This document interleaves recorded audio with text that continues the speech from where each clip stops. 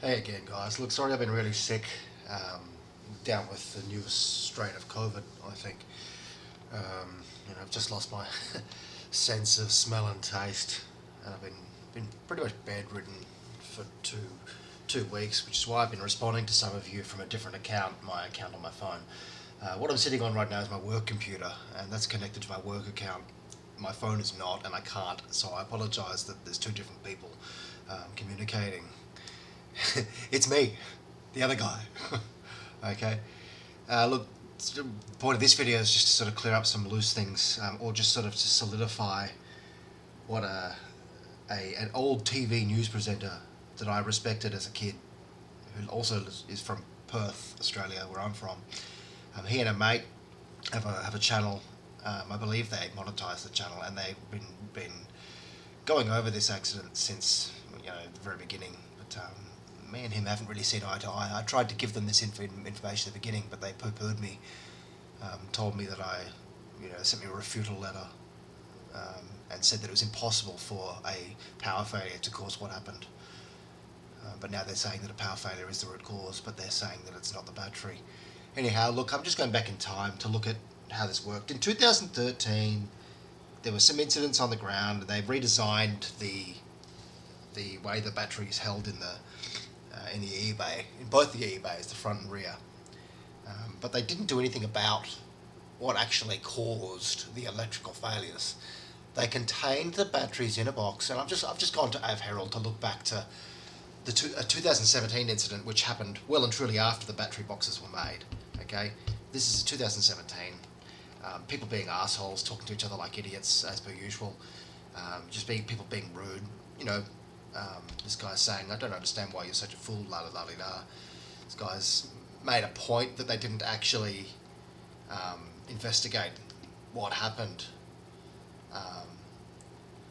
So look, you can pause this and read if you want, but I'm just gonna this guy mentioned, this is back in 2017. This guy mentioned that there are no lithium batteries on the upcoming 777. I mean, that's a later aircraft. Why would they stop doing it? Because it didn't work. It's causing them grief. This guy, has Boeing actually done anything with the batteries, or have they just put an armor plate? That's what I said, if you remember. It would seem that one day a thermal runaway will happen. Well, yeah, it did, mate. Well done. If only you could have seen the future. It's happened a few times, actually. I dare say it's the reason we've seen so many rat deploys. I mean, it's so easy to find a rat deploy landing of this aircraft. You just go to YouTube, and there's just rat deployed landings every couple of months. It's just crazy. Anyway, these people getting upset at each other. That's what they do online. Everyone thinks they're right and everyone else is wrong, without actually knowing anything about it. Root cause was never found. It seems ridiculous. Yes, it does, mate. One could imagine, yeah, criminal recklessness. Yeah, mate, if only you could see the future. To my knowledge, the cause of the failure was never settled. That's right. I've gone through this. Argued at length on many la-di-da. So look, what's this 2017 thing about? This is about, I'm going to have to bring up ChatGPT. I use ChatGPT to help me find stuff. So this is about a notable incident on the 2017. Where can I find more info? Where was it again? Here we go. The Aero Study Dreamliner's incident. United Airlines 787 reported to have experienced a problem. La-di-da-di-da. 13th November 2017.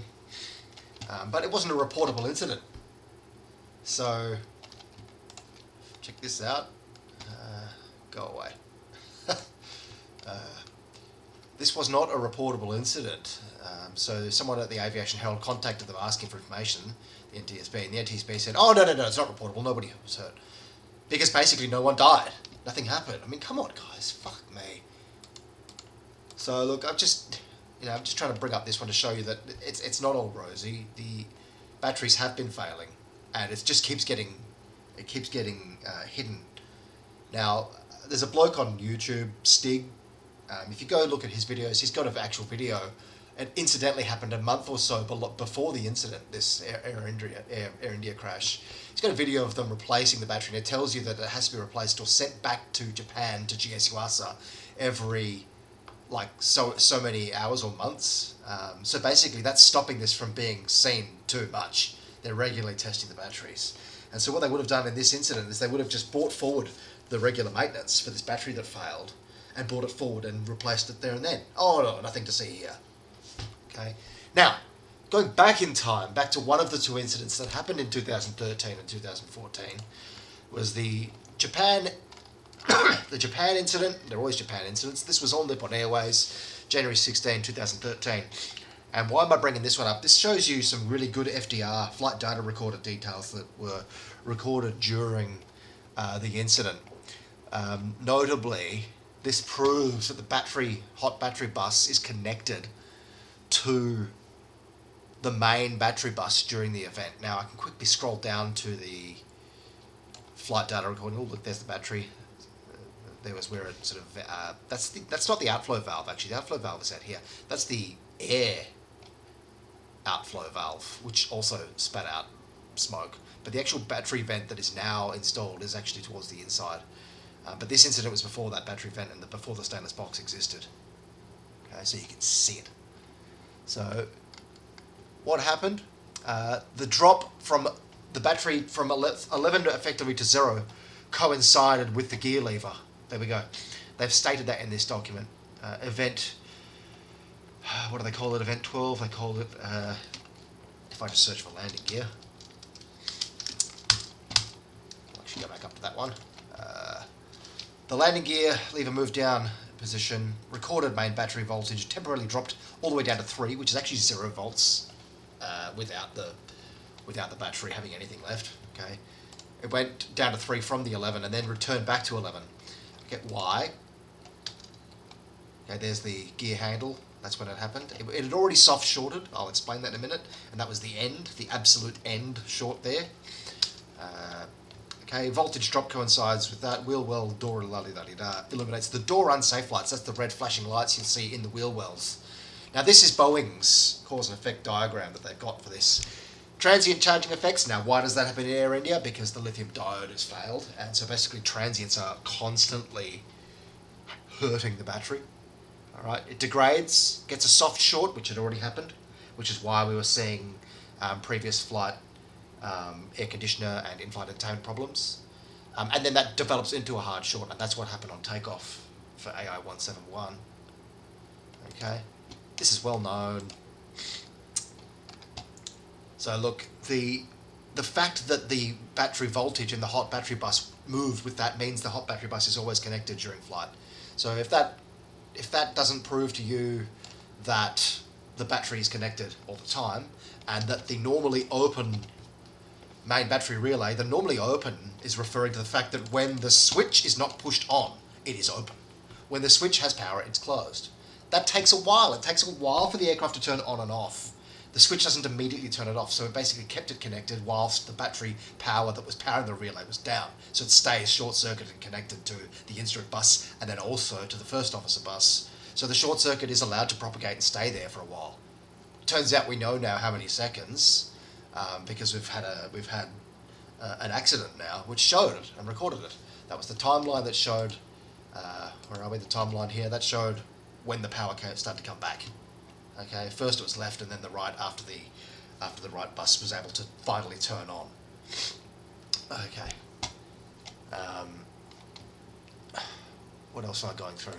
I'd intended to go look through a bunch of this stuff. Yeah, the people who were telling me that the valves, people who didn't understand why the valves, the fuel spar valves would have power when there's a brownout. Well, that's why. Okay, look. So the critical bus is on the right. That's battery backed. That's what turns off. The valves are not. The valves and the power that goes through the relays to the valves, obviously, are powered by the non-battery backed 28 volt less critical bus, because they deemed that less critical. Why would you want to turn the valves on and off when there's no power? They're used for making it extra safe, turning off the spar valves. That's why. Okay, you'll notice the bus power control units and the IDCs are powered by the critical battery backed bus. Okay, so there's some evidence for you people that don't understand or don't believe that. Some don't really need to see that. That's out of the operating manual. It won't really help. You can pause and read if you want. Again, so most of it doesn't really help. Thrust management function, Boeing proprietary data, how the CCRs integrate with the EEC, but that's not what happened anymore. It was actually this remote data concentrator. It's digital input, analog input from the fuel switches. The power used to detect that died after the 50 millisecond hold up. The RDC stayed on for long enough to see, because of that hold up, to see the change in state of that analog signal from the, or you can say to or from, because it's going through the switch to ground, okay, through one of the 4 holes in the switch to ground. And both of the RDCs did this at left and then right. They both lost it, left and right, due to the time that it took for the short circuit to propagate into the right, due to the bus power control unit connecting the right to the left. What else have I got here? I think you've seen this. This basically explains in some detail how the fuel valves, the spar valve, get directly influenced. So remember I told you that you've got the critical instrument bus, the critical bus that I showed you on the right, and the valves powered by the non-critical, that's the left bus. So the valve power goes out from here. They don't have it illustrated, I can't show you that. Goes out here, goes into there, and it gets connected only if this turns off.